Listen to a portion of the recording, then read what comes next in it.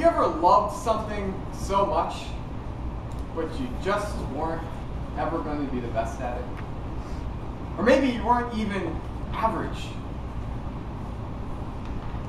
Well, today you're going to learn about why being the best might not be so important, why you can still enjoy yourself even if you aren't the best. Let's go back to 1999, April in Ann Arbor, Michigan, at 5 a.m. in the morning, and it's cold and dark. It's the kind of time of the morning where you wonder if anyone is alive. It's so quiet. And I was meeting with my friend Mike O'Brien and 6 other scrubs for the third boat rowing practice. You see, the top 8 guys on the rowing team went to the first 8, the next 8 guys go to the second 8, and the third 8 guys go to the third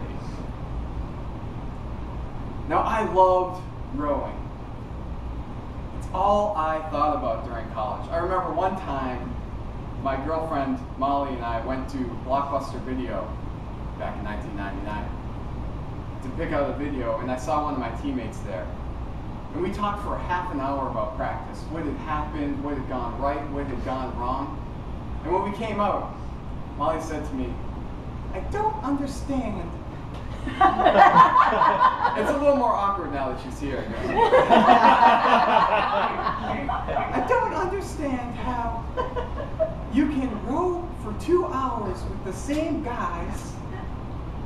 You can come home, tell me about rowing, and then you can talk for another half an hour about rowing. Isn't there anything else to talk about? No, there's nothing else to talk about. It's just rowing. But the third boat was not a place that you wanted to be. It was the dungeon on the team. It was the bench. It was embarrassing. I remember that season we hit an all-time ego low when our coach somehow agreed to let us race against the women's team. We were so afraid. Now I know this is 2013 and it's men and women all doing sports, but hey, come on, we're still homo sapiens, and we will not lose to women. Luckily, we did not lose a single piece that day, but our ego took some serious lumps. And the season ended unceremoniously like that, on the bottom. Now the next year, my friend Mike, he went off to Chicago, he graduated, and I had my senior year. And I had a fresh, clean slate. I worked my tail off. I got myself in shape. Every practice, blood, sweat, and tears. And at the end of the year in April, I found myself in the exact same position. Third boat.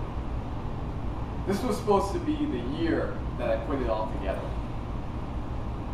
I remember calling up Mike in Chicago, and I said, it was a big phone back then. I said, "Mike, I'm on the third boat. We're getting slower by the day, and we are just getting killed in practice. It's miserable. I think I'm done. I think I'm going to quit." He said, "It's really that bad? It's really that bad?" "Yeah, Mike, it's bad. We're getting killed. I can't stand it anymore. I can't do this anymore." "Well, okay, I mean, but it can't be that bad." And I kept thinking about his words. It can't be that bad. And I kept thinking about the situation. Here was something that I loved doing, but I just was not that good at it. Should that really make a difference? That I loved to do it, but I was never going to be good at it?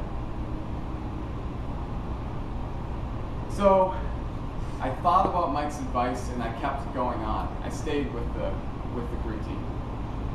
I ended up getting one more shot at the second boat, and I made it. And that last month of rowing made up for all 4 years of miserable blood, sweat, and tears. And to this day, I think that if I had quit, it would have been among the biggest regrets of my life so far. So, how can you take something that you might not be so good at and enjoy it? Let's flip it around. Hey, maybe you're not very good at public speaking. What can you do to continue to enjoy it? Well, here's 2 tips. One tip, you can enjoy the process. You can enjoy learning. Each week you get up here and maybe you fidget a little bit less. Maybe you learn your staging a little bit better. You keep taking a step forward. So instead of worrying about where you rank among everyone else, you could enjoy just getting better and refining your craft. Because when it comes down to it, there's always going to be a Prez, there's always going to be a Tim. These guys go every day thinking about it, and it's going to be very hard to get up to their level. But we can still enjoy the process of learning. And the other tip would be to gain perspective. Now, if you've given 5 speeches at Toastmasters, you're probably better than 80% of the people out here in the world. Probably better than 80% of your company. I remember the first time I thought I was average at Toastmasters, but when I gave a talk at my company, they thought it was just unbelievable. And I bet that if anyone came up and gave a talk at their company after just a couple speeches, their company would be blown away. So maintain perspective. We have some great speakers here. And if you're always competing against this specific group, it's going to be hard to think about how much you're improving. The same thing was true with rowing. Even though I was the 3B, I knew it was still among one of the hardest things to do. And somewhere among all of us average, I ranked somewhere up there.